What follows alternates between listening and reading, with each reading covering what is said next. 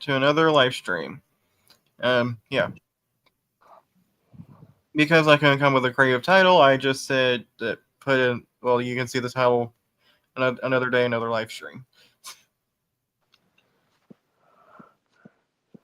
Anyway,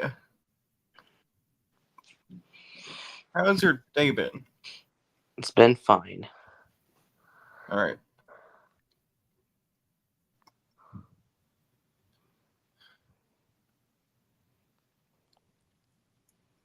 What do you feel like doing? It's just chilling. Yeah. All right. Chocolate Factory.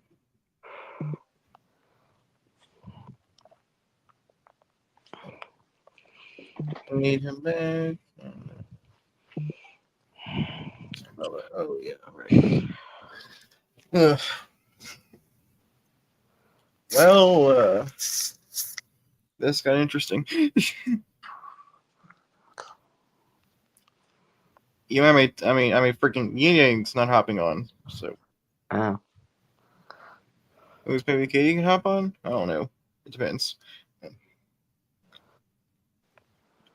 Yeah, I'm live. I don't know what we should talk about. Yeah.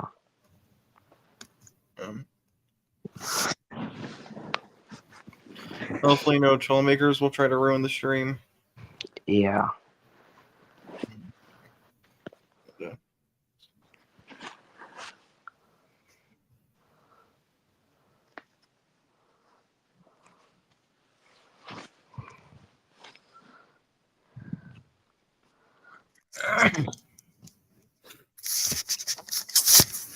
Maybe we can watch our. Maybe we watch my podcast. Yeah, should. Podcast me and Duke did last night. All right. Yeah. Whatever. And 2005. Okay. Now to find my Duke's podcast. And now I just gotta share my screen.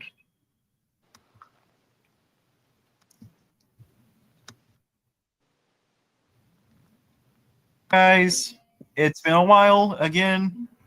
I'm more interested in doing live streams and whatnot. Plus I've been holding off because of something personal happening in real life. But we're back for right now, and in this podcast we're gonna be talking about Duke's top 20 favorite things about the 2-disc Finding Nemo DVD. Now, I don't think this is in any particular order. I think he's just gonna pick random things he likes about it, and yeah. Yeah, this should be interesting considering we had done a lot of podcasts related to Finding Nemo and so on. Yeah. Oh. First of all, I will for number one, it would be that for someone who used to own the 2012/2013 DVD, that was the only DVD I owned for a little while back in my time. But nowadays it's well, I did not know it was actually released for the second time because well, it is 2013 after all, and all that.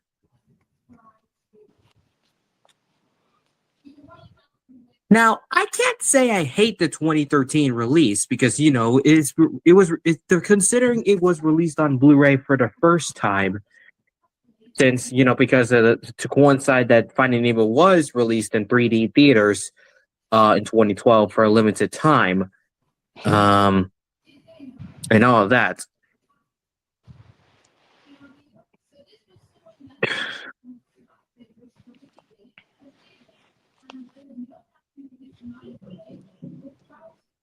It's well, to make the long story short, 2013 DVD was okay, but it just really can't seem to compare with 2003 because considering 2003 was the year the movie was released at the time and all that.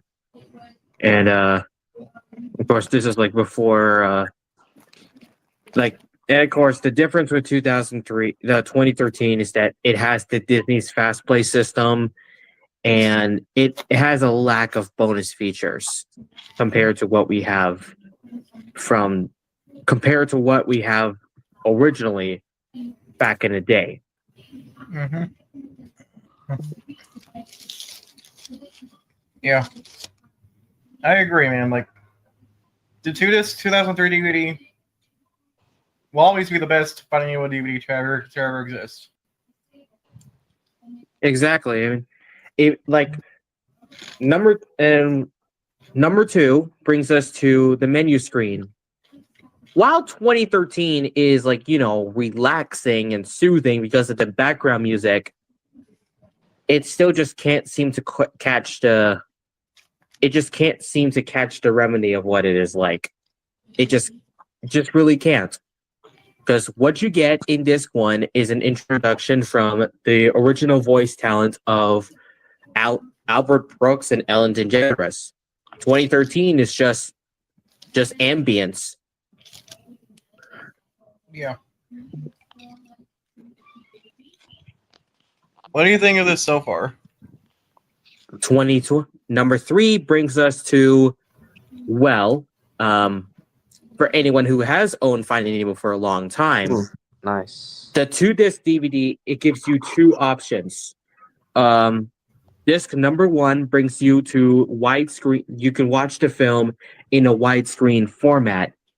And disc 2 just brings you to watching the movie again, but this time in full frame.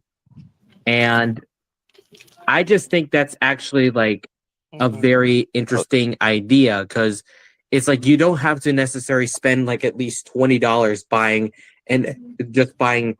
Finding Nemo if it was only released in full frame format, and then you just get disc 2 bonus features, and disc 1 or the other version just is widescreen and all that. Like Monsters Inc., for example, had the widescreen and full frame format all in one disc. Just think of that. Or the 2000 releases of Toy Story 2, for example. That's something I really do wish that they could have done nowadays, but nowadays they're just still they're just doing widescreen format or release format.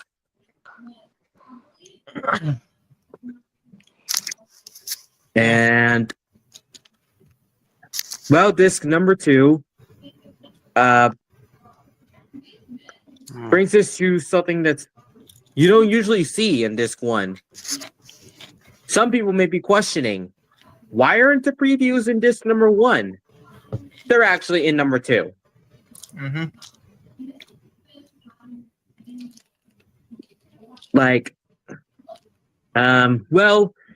We get a lot of interesting previews for disc number 2. We get the next preview for Disney Pixar's upcoming film, even though it's already out, The Incredibles, which is a very hysterical and hilarious teaser next to Monsters Inc. or Finding Nemo. But and let's just say that to this day, the trailer had everyone in stitches because of how funny it is. Yeah.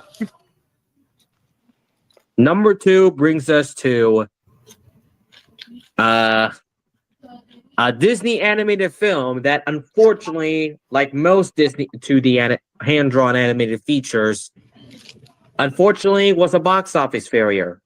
Treasure Planet and Atlantis. The third being Home on a Range, which is, I don't know. I can't say it's a box office failure, but it's not like you're seeing like the worst Disney film ever or anything.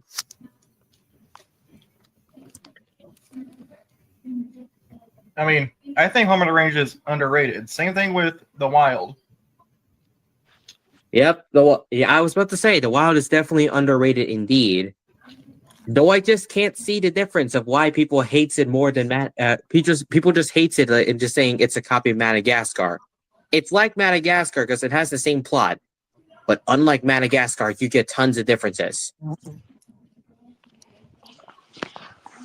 Yeah. And the next trailer you also get is, well, not exactly The Lion King 3. I mean, most internet regions just call it 3. But here in the US, it's just called 1.5. And if people do not know what 1.5 is, it's basically a movie that's set between the events of the very first Lion King. So I was like, okay, you're going to do 1.5. Like, you're not going to do 3. Interesting. Should we just watch those cooking videos? Watch what videos? Those cooking videos. Remember binging with Babish? Sure, I guess. I'm just thinking this might be too boring for you, so Yeah, I don't really watch those videos that much. my podcast video. Yeah.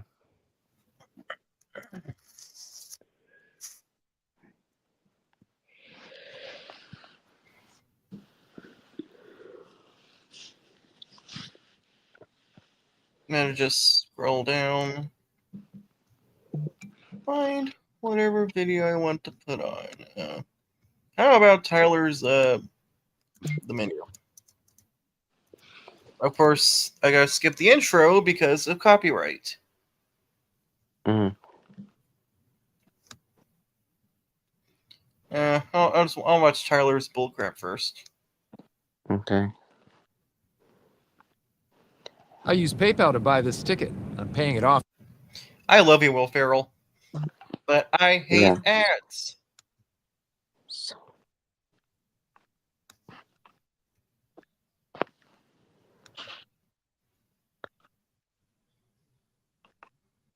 Now to just.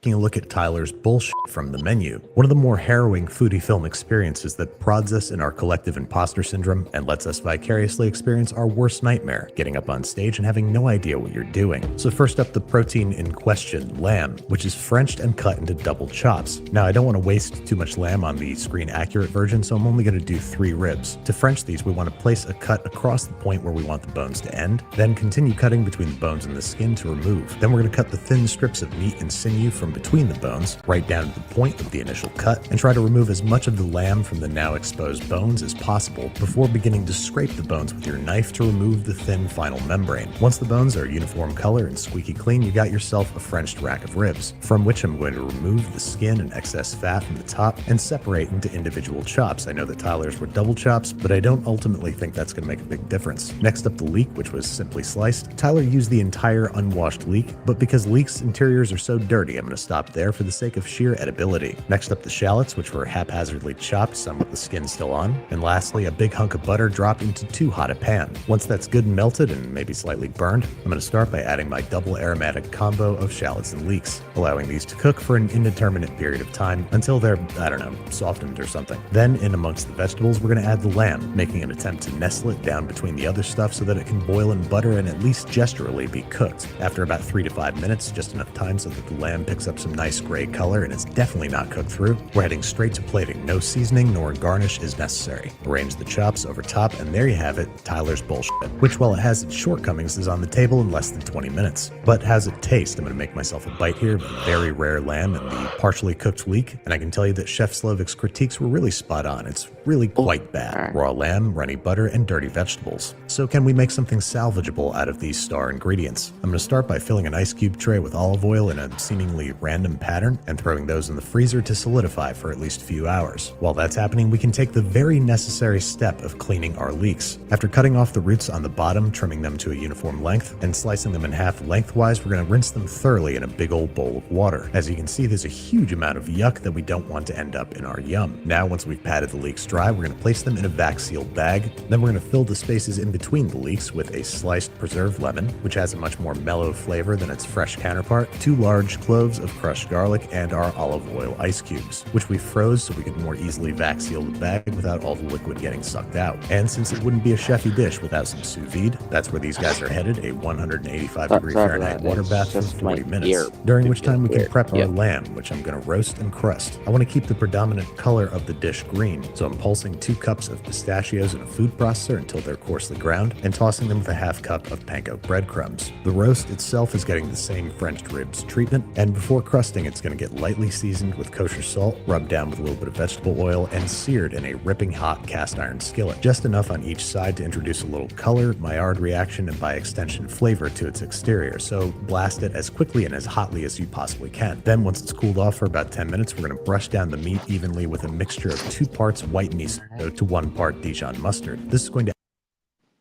act as a delicious glue with which to adhere our pistachio breadcrumb mixture. Then this guy's getting placed on a rack set in a rim baking sheet, temperature probed at its thickest point, and roasted at 400 degrees Fahrenheit until it registers 125. Now to cover the shallot's presence, we're finely mincing a shallot, crushing up 1 clove of black garlic, and finely mincing 2 tablespoons of tarragon in preparation to make a black garlic béarnaise. Then our olive oil poached leeks are coming out of the hot tub, getting removed from the bag and patted dry of excess oil with a paper towel, because we're going to lightly grill these leeks to finish them. But true to form, we have to go way over the top, so I thought we'd utilize some binchotan, the fussy, long-burning, and odorless Japanese charcoal. So we're going to let our leeks sizzle over top that, cut side down, while we make our béarnaise. Into a small pot goes our single finely minced shallot, half of our chopped fresh tarragon, and 1/4 cup of white wine vinegar. We're bringing this to a gentle simmer and cooking until barely a tablespoon of syrupy liquid remains. Set that aside to cool completely before placing it into a large heat-proof bowl, along with 2 large egg yolks that we're going to whisk together into a smooth mixture before bringing it back over to the stovetop, where we have a pan of shallow simmering water at the ready. Turn the heat all the way down, place the bowl over top, and whisk constantly for 5 to 7 minutes until the mixture is thickened and nearly doubled in volume. Then, both to make it béarnaise and to incorporate the final missing ingredient from Tyler's dish, we're starting to stream in 12 tablespoons of melted butter, 1 little splash at a time, whisking thoroughly between each addition to make sure that it's fully incorporated and so that the sauce doesn't break. Once all the butter's added, kill the heat, season with salt, and whisk in our crushed clove of black garlic. Now there's a butter and shallot sauce I can get behind. Once the leeks are nearly done and the lamb has rested for 10 minutes, it's time to carve, plate, and serve. First, let's see if our lamb is a pleasant medium rare. Before carving, as desired, I'm going with 2 double chops. To plate, we're going to plop down a generous gob of our black garlic béarnaise, and it just wouldn't be a tasting menu without one of these chefy smears. Then I'm trimming the rough ends off the leeks and pulling out everything but the outer 2 most layers, which are tough and stringy, placing them on the plate, of course, with tweezers. Arrange the lamb over top in a haphazard yet intentional way, and of course we got to utilize some microgreens, this time by virtue of some smaller tweezers. I'm going to sort of dot those around the varying culinary topography. Then I think this dish is going to need a little bit of acid and a little bit of heat. Luckily, Alvin left some pickled bird's eye chili in the fridge, which I think is going to add just the right amount of bite to cut through all the richness. And there you have it, the hopefully edible version of Tyler's bullshit. Leeks, lamb, shallots, and butter all proudly on display. But how's it taste? And I'm not trying to toot my own horn here, but it's really very good. The black garlic béarnaise is a perfect pairing with the lamb. The olive oil poached leeks are tender and flavorful. The microgreens, as always, do virtually nothing. And the brightness of the pickled chilies provide a flavorful contrast. Would Chef Slovak like it? Probably not. I'm guessing you'd find all them kinds of things wrong with it. But he is a miserable psychopath, and I'm over here eating lamb like it's lollipops.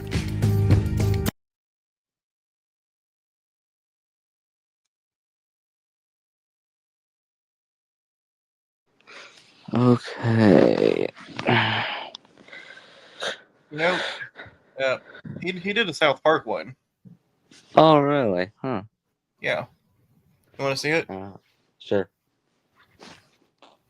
Because he loves South Park, so. I bet so.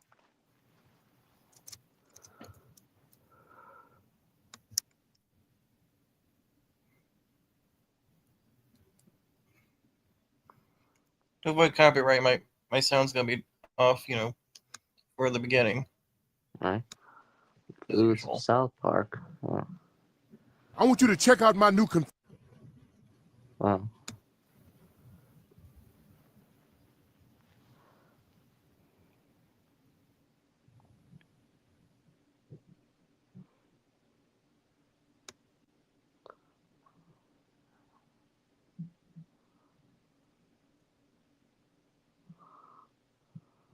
I'm going to be appearing at Colossal Clusterfest in San Francisco. It's this massive comedy festival, June 2nd through the 4th.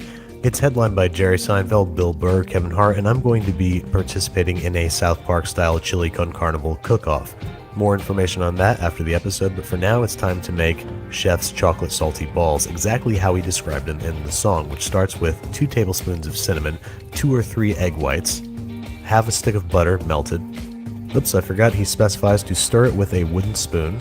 Add a cup of flour, you'll be in heaven soon, I think is how it goes. A 1/4 cup of unsweetened cocoa powder, half a cup of brandy, and then he says 2 or 3 bags of sugar, which sounds crazy, so I'm just going to add a ton of sugar. I know this is going to end in a disaster, but we got to be accurate. Mix that up with your wooden spoon as specified before adding a pinch of vanilla, or I guess a half teaspoon of vanilla, and shaping them into chocolate salty balls, which actually ironically don't have any salt in the recipe, but we're going to bake them at 350 degrees for about 20 minutes or until, oh, these aren't quite. Did someone take some of my candles? They're not all here. You paid for this bad boy in 4. I don't care. I love you, Will Ferrell. Don't get me wrong, but Yeah, I want to watch my cooking videos. yeah. I like Will Ferrell. Balls are they? That's fine. Let's see if they taste any good. They end up tasting a little bit like old school Italian grandma cookies, but not in a good way. All the booze and cinnamon. So let's see if we can try to make this a little more palatable. We're going to add another cup of flour, a teaspoon each baking powder and baking soda. Mix that all together, and now you'll find we have a dough that we can more properly shape into balls before baking again at 350 degrees Fahrenheit for 15 to 20 minutes, or until they come out a little bit closer to balls. It's a little bit better. Even with the addition of some much needed kosher salt, the flavor and texture of these was still just off, and I know that we can do better. So we're going to take a stick of butter, cube it into the bowl of a stand mixer with 2 cups of sugar. Patiently cream those together for 2 to 3 minutes on high speed with your chin planted comfortably on the top of your stand mixer. Crack 3 whole eggs in there, and again on high speed cream together until light and creamy. And in the meantime, we're going to combine a cup of flour, half a cup of unsweetened cocoa powder, and a teaspoon and a half each baking powder and kosher salt that we're going to whisk together before slowly adding to the machine on low speed. As that comes together, we're going to add a half teaspoon of vanilla extract, a half cup of buttermilk, and a 1/4 cup of vegetable oil. Stream that slowly down the side before turning the mixer again onto high speed for 2 to 3 minutes or until the batter is light and fluffy. Oil the inside of a cake pan, fill it with our cake batter, smooth out the top and bake at 350 degrees Fahrenheit for 35 to 40 minutes or until it is set and no longer jiggling. While the cake cools completely, we're going to melt some chocolate in a double boiler, about 8 ounces worth, and pour out onto a sheet pan. We're going to spread it out into a very thin layer, pound it down a couple times to make it nice and smooth, and freeze it for 10 minutes or until it's lost its sheen. Then, being very careful not to scrape the metal, we're going to use a lemon zester to make some short and curly chocolate curls, some short and curlies, that we're going to toss with some cocoa powder before placing in the freezer until we're ready to use it. In the meantime, we're going to scrape our cooled cake into a mixing bowl, add a half cup of whole milk, and add more milk as necessary until you reach a doughy consistency that we then are going to shape into chocolate balls and place on a parchment-lined baking sheet before coating in molten chocolate and rolling in our short and curlies. Now these are chocolate salty balls that I think Chef himself would recognize. And man, Chef's balls are tasty, but do they hold a candle to Cartman's chili?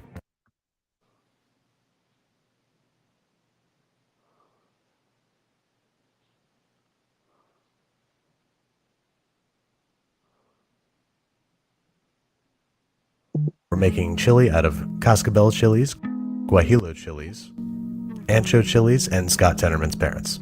We're going to start this chili much like Kevin's famous chili from The Office by removing the seeds, removing the stems, and cutting them all into 1-inch pieces that we can then place into a dry fry pan and toast over medium heat until barely smoking and fragrant. Then, while the pan is still hot but not too hot, we're going to add about 1.5 cups of chicken stock, bring to a bare simmer, cover, remove from the heat, and allow to steep for about half an hour before placing into the bowl of a food processor. Now this is a slightly different method. I found that it's a lot easier than grinding the dry peppers so long as your food processor is plugged in. We're going to pulse that a few times before adding half a cup of corn flour for thickening, maybe a tablespoon of dried oregano, 2 tablespoons of unsweetened cocoa powder, and a tablespoon of freshly ground cumin. Go ahead and process that for about 2 minutes or until completely smooth and set aside while we combine 1 finely minced habanero, 2 finely minced jalapenos, a chopped onion, and 1 crushed clove of garlic. Now, according to some very morbid articles that I've read online, human tastes most like pork, so we're going to use a boneless pork shoulder that we're going to cut into half-inch pieces along with squeezing a pound of uncured chorizo out of its casing. We're then going to brown the sausage over medium-high heat, rendering out all the fat and breaking it into little pieces, and then browning our pork in the rendered sausage fat. Make sure those pieces are good and brown, that you build up a nice fond on the bottom of the pot, which we're then going to dump our vegetables into, sweat them for a few minutes before deglazing with a whole Mexican beer. Scrape up all that good stuff off the bottom of the pot, add our spice paste, and another cup and a half of chicken stock. Add our meat back to the pot, and I forgot to film it, but you want to add 2 14-ounce cans of chopped tomatoes to our chili before covering with the lid slightly ajar and simmering for 3 to 4 hours or until the meat is completely tender and the sauce is thickened. Season with salt and pepper as necessary and prepare to impress your school bully at the Chili Con Carnival cook-off. Add some shredded cheddar and freshly chopped chives if you want to really bring out the flavor of Mr. and Mrs. Tenderman. Now, this might be a really tasty way to get rid of your worst enemy's parents, but what it really needs is some creme fraiche.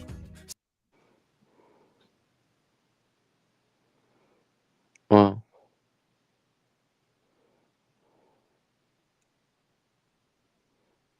Breakfast to have after a long night of making cake balls and chili, so I'm going to start with half a dozen shallots shaved thinly on a mandolin. Now, unless you're a trained professional like myself, make sure you use a hand guard. Ow!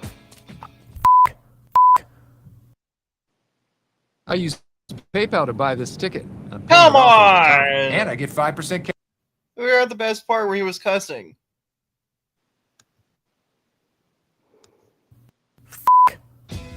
Okay, now that we've dug our handguard out of the back of our closet, we're ready to shave our shallots. We're going to cut these into 1/8-inch slices that we're then going to separate into little rings and prepare for a low temperature fry. Shallots have a lot of moisture in them. We don't want to drop them into high heat. They will explode. Start them at 250 degrees and raise them to 350 and remove them once blonde. Not dark brown, but blonde. They will continue to darken outside of the oil. Now it's time to address the heirloom tomato part of our heirloom tomato frittata. We're going to chop up 3 large heirloom tomatoes, scooping out the seeds and goop in the middle before chopping into 1-inch pieces. We're then going to heat 2 tablespoons each butter and olive oil in a 10-inch cast iron pan. Whisk together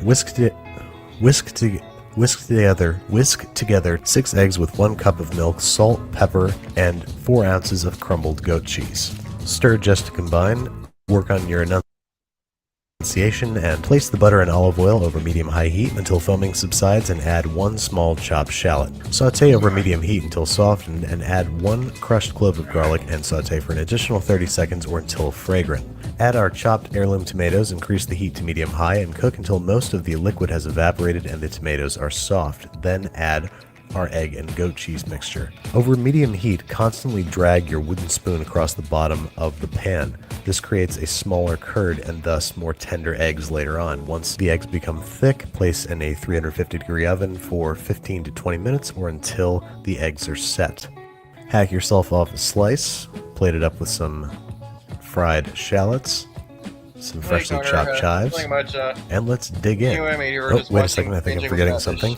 Last night I remember combining 1 pint of heavy cream with a couple tablespoons of buttermilk, stirring well to combine, covering, and letting sit out at room temperature overnight, thus creating creme fraiche, which I'm going to place a nice dollop on top of our, on top of our frittata. Now, it's rare that I clean my plate on this show, but it's even rarer that something is so good that I go back for seconds. Randy Marsh, you win the South Park special. Alright, so guys, like I was saying, Colossal Cluster.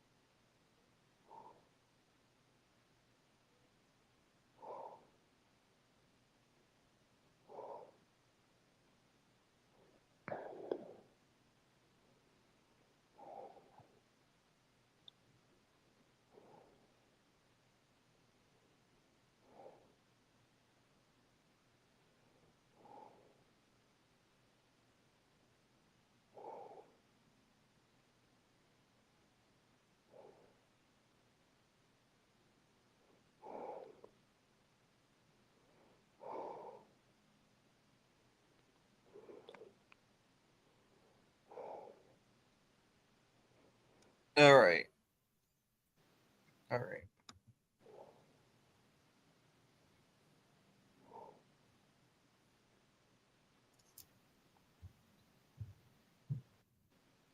That message was 12 hours ago.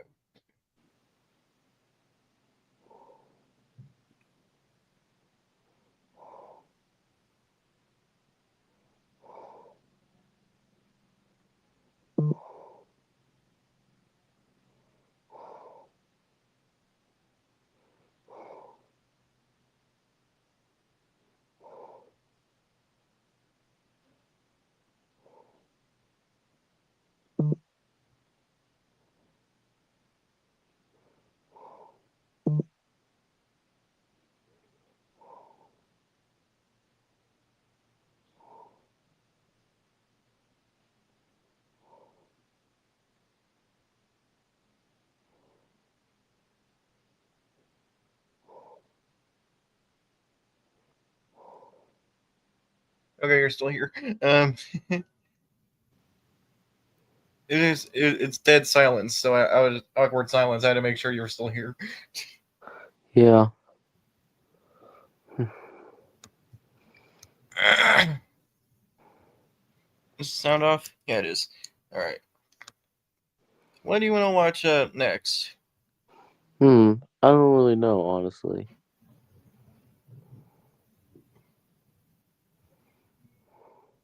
I know there's a lot to choose from. Yeah. You okay? Yeah, I'm fine. Just Ah, dang just, it! Your sound was. I turned my sound off so I couldn't hear you. Oh, I didn't know that. I couldn't hear you. I was trying to ask which one you want to watch next. Oh, I don't really know which one to watch next, honestly. All right. Well, I'm gonna see. I haven't seen the King of the Hill one in a while, so. Yeah.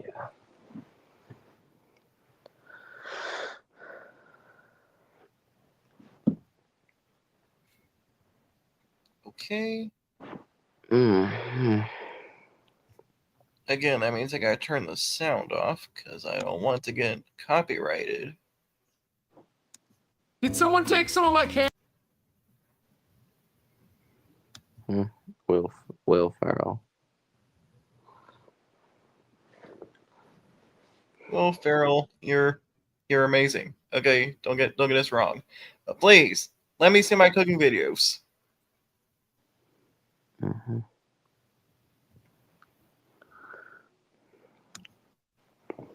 Foods of Rainy Street's own matriarch, Boggle champion, and two-time substitute teacher of the year, Peggy Heel. Starting with a Texas favorite, Frito pie, which requires Wolf brand chili, 2 cans worth. This stuff is really, really thick, so dig it on out with a spoon. Looks lovely. And we're covering that and heating it to a bare simmer, during which time we are needlessly measuring out our bag of Fritos, about 4 cups worth, I'd say, and buttering up a large glass pie plate. Then, believe it or not, there is only one ingredient left in this thing, and that is cheese. And trust me, I agonized over which cheese to use. Hank Hill's favorite, Pepper Jack, or Yellow American, the thing that I'd really imagined Peggy Hill would use. On the one hand, she said, I made it just the way you like, aka with Hank's favorite cheese, but then again, Peggy is incredibly stubborn and stuck in her ways. In the end, I gotta go Yellow American. It's what I think she would use. Do I recommend you use it? No, I would use cheddar or pepper jack. Anywho, we were starting by layering half of our chili on the bottom of our pie plate, followed by half of our Fritos, followed by half of our cheese, 5 slices. This is going to give the Fritos some degree of protection against the final layer of chili, during what would seem to be a pretty unnecessary stint in the oven.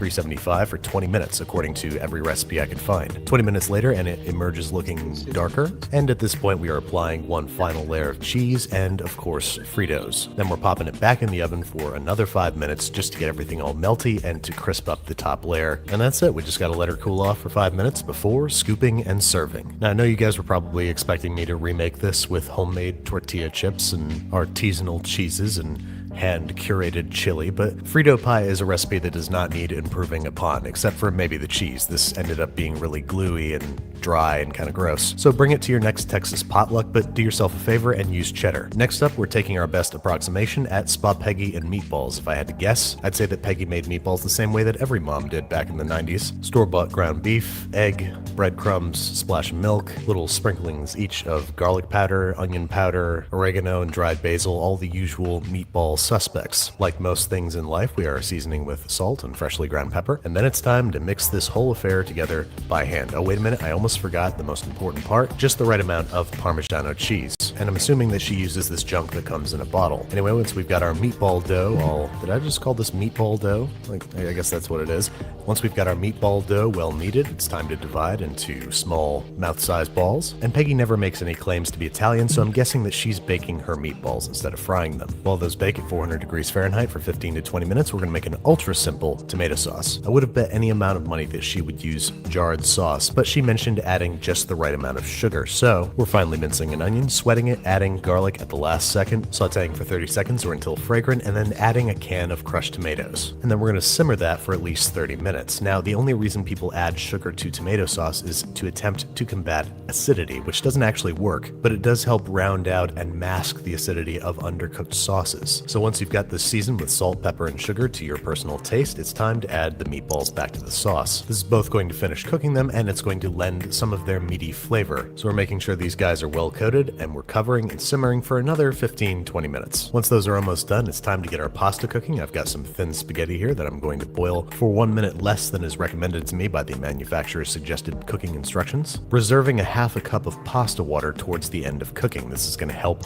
the sauce adhere to our now drained pasta. First, I'm going to set aside the meatballs for a moment because we're going to plate those up with the spaghetti later. I'm going to add most of the pasta water to the awaiting pasta and then start adding the sauce, realizing halfway through that there's got to be a more efficient way than just scooping it out using my measuring cup. But onward and upward, we're tossing that all together and then preparing to plate. We're scooping all our spaghetti into a large serving bowl, topping with our meatballs, and of course, the requisite heavy snow of bottled Parmesan cheese. And before you can say the name of Arlen's most romantic restaurant, that's Amore, you've got Spaghetti and meatballs, which is, of course, just spaghetti and meatballs, but that doesn't really matter, does it? It all comes down to how it tastes. And how does it taste? Well, it tastes like spaghetti and meatballs, like every spaghetti and meatballs your parents have ever made for you. And you know what? That's okay. Not only is it a nice nostalgia trip, but what is that old saying? If you can't handle spaghetti at its worst, you don't deserve it at its best. Plus, I hadn't eaten anything all day at this point, and I was really, really hungry, so congratulations, Peggy, you got yourself a member of the Clean Plate Club. But I have absolutely no doubt that Apple Brown Betty will also join those ranks. We're starting with about a half a pound of brown sugar, to which we're going to add 1 teaspoon of ground cinnamon, half a teaspoon ground ginger, a quarter teaspoon ground allspice, and maybe an 1/8 teaspoon of ground cloves, along with a nice shake of table salt. We know for a fact that she doesn't put any nutmeg in there because of that meddling Min Sufenusenphone. Next up, we've got to peel, core, and slice between 7 to 10 Granny Smith apples. It's going to depend on the size of your recipe, the size of your baking vessel, all that good stuff. Just chop up a whole bunch of apples, okay? I'm cutting mine into slices. You can cut yours into chunks. Just live your life. One thing you for sure don't want to skip is buttering your casserole or pie dish before layering down about half of your apples, enough to cover the bottom of the casserole and then some. Then we're going to sprinkle a whole bunch of the brown sugar mixture on top, along with a sprinkling of breadcrumbs. I know this sounds weird, but this is how Brown Betty is traditionally made, and the breadcrumbs give the filling some body while also giving the top a faux crust. So we're layering in the rest of our apples, the rest of our brown sugar, and maybe solid 3/4 of a cup of breadcrumbs, and then we're topping that with a whole stick of butter sliced thinly. You don't have to be as organized as I'm being right now. This is a very forgiving recipe, and it will forgive you of any baking sins you might commit. So we're baking this at 375 Fahrenheit for about 20 minutes covered, followed by 15 minutes uncovered, and we're left with this Apple Brown Betty in all of its sweet, crunchy, bubbly goodness. I have a particular soft spot for this dish because I used to make it all the time back in college, because you might have noticed you only need a baking dish and a knife to make it. Plus, it's only got like 7 ingredients if you include the spices, 8 if you include a nice scoop of ice cream on top, and it's a super easy and economical way to get a homemade apple pie equivalent on the table in under an hour. I hope you guys give this one a try yourselves. It's one of the things that first sort of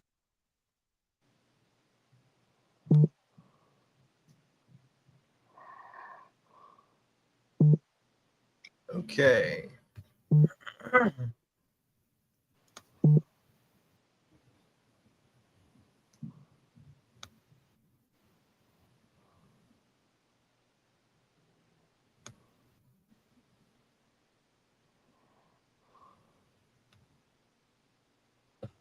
I'm gonna skip some of the stuff here. Not skip.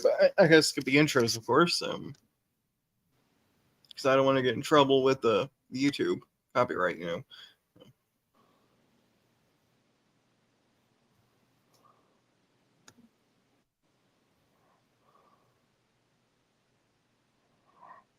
Trying to figure out what I want to put on next.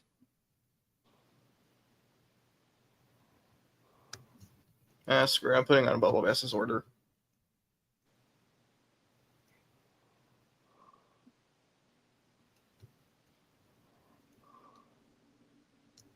Let me just wait for it. And once the clip comes on, I might start yelling over it until I manage to pause it.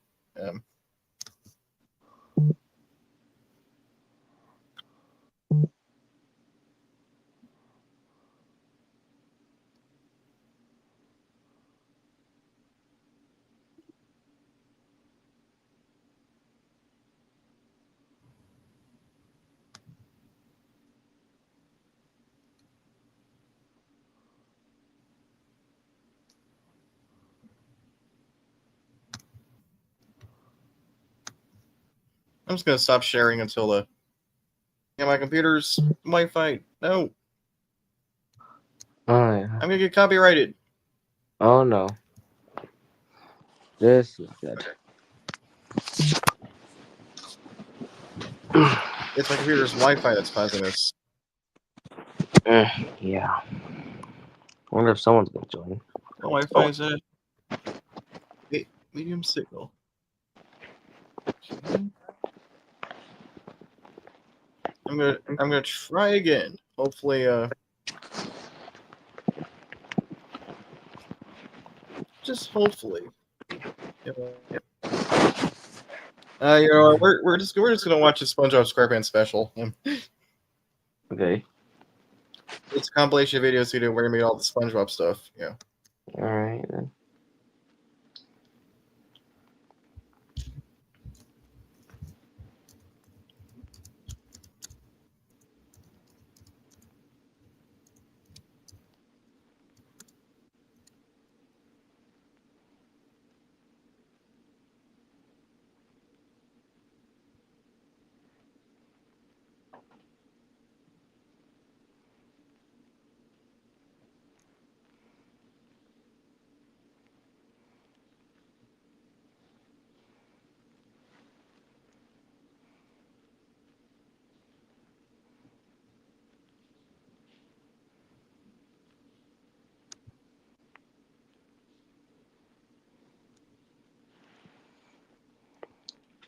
Now just skip through the.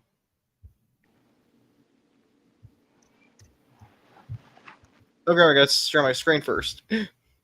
Okay.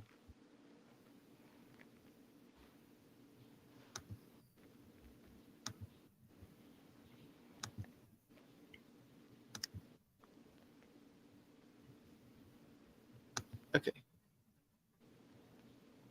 Now just skip this intro because I don't want to get copyrighted by Nickelodeon. Mm-hmm.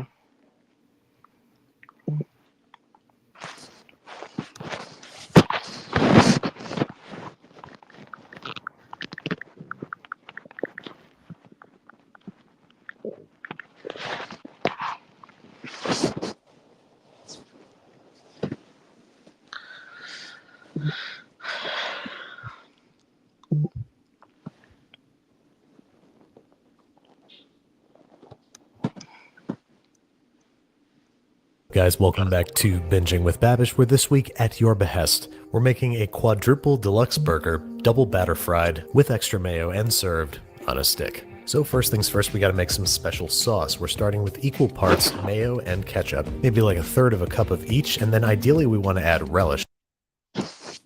but I don't have any, so I'm going to chop up a pickle very finely, a nice shake of paprika, a little shake of garlic powder, a quarter of a small onion minced finely, and 1 to 2 tablespoons of yellow mustard. Give it a mix with a spoon if you don't want to get your tiny whisk all clogged up. Taste for seasoning with a single fingertip, cover and refrigerate until ready to use. Now we're onto the burger patties themselves, and whenever we're talking about fast food, to me that means smash burgers. So we're rolling all of our ground beef into 2-ounce little meatballs, seasoning with kosher salt and freshly ground pepper, and introducing them to a wicked hot cast iron skillet. Lube with vegetable oil and heat over medium-high until wisps of smoke arise off the surface of the cooktop. Insert meatballs into the situation and squash flat with a stiff, cold metal spatula with leverage assistance from a rolling pin. Squash them flat, wait till they are deeply brown on one side, flip and cook for like 30 more seconds tops before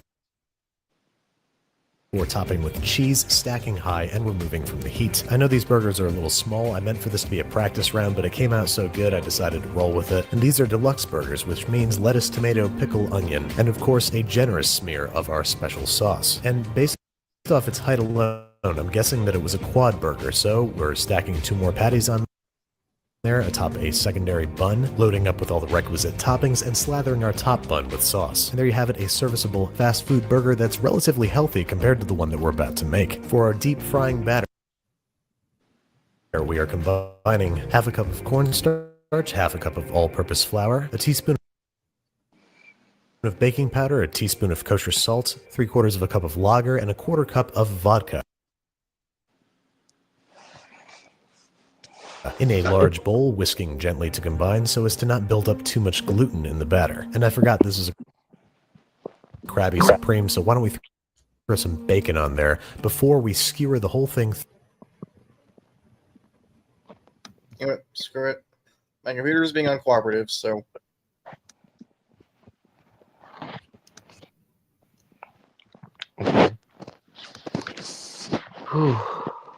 I wish I could watch the whole video, but my computer was being uncooperative. Dang. It's the Wi-Fi. Dang. Fire.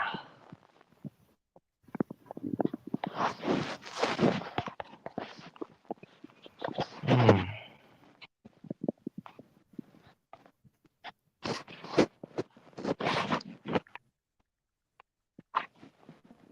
$8.20.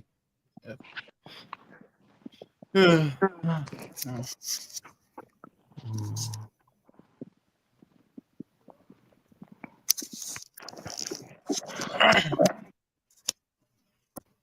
Well, due to my poor Wi-Fi, I don't think we can watch any more videos. Hey.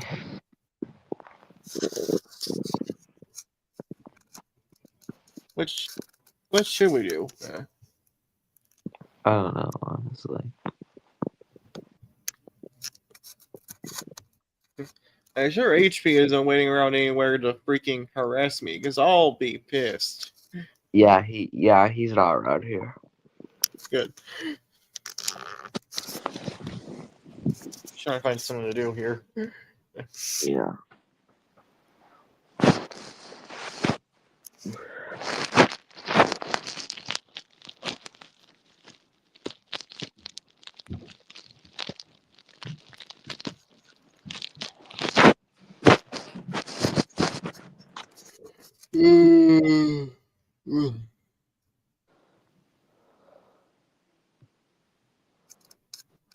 Should I just end the stream here?